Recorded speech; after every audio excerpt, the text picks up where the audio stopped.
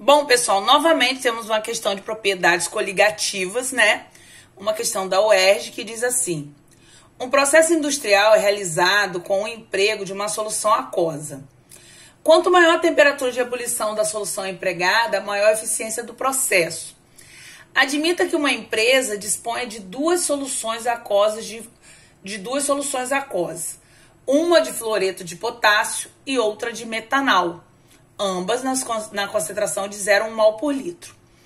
Identifique a solução disponível mais eficiente a ser utilizada, justificando a sua resposta. Em seguida, apresente a forma estrutural plana do metanal e nomeie sua geometria molecular. Meus amores, o metanal, ele é um composto covalente, né, dupla O na ponta, só tem realmente um carbono. Ele é um composto formado por ligação covalente e ele, em água, ele não vai sofrer dissociação ou ionização.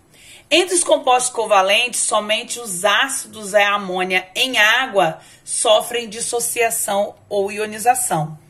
Essa molécula vai permanecer intacta, certo?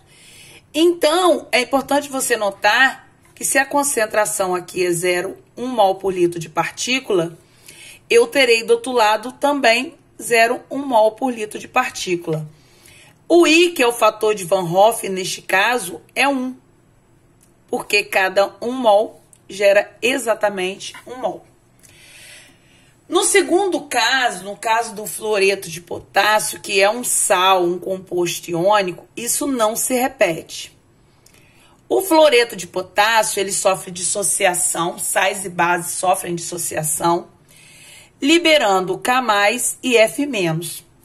Então, a concentração que era 0,1 mol por litro aqui, ela passa a ser 0,1 mol por litro aqui e 0,1 mol por litro aqui, certo?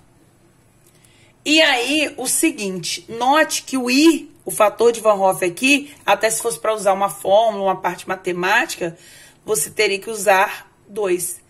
Porque 1 mol gera 1 mol e mais 1 mol. Ou seja, eu tenho a geração de 2 mols de partículas.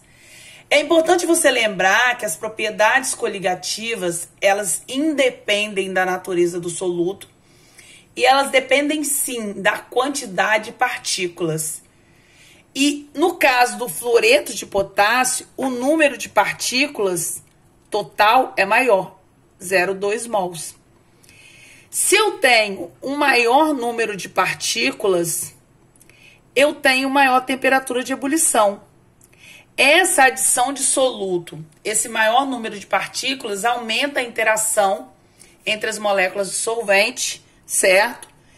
E eu tenho, por isso, a maior temperatura de ebulição. Por isso, usar o KF é mais eficiente. Porque ele diz que quem tiver a maior temperatura de ebulição é mais eficiente. No caso do fluoreto de potássio, ele vai sofrer dissociação, vai dobrar o número de partículas, né? A concentração é igual.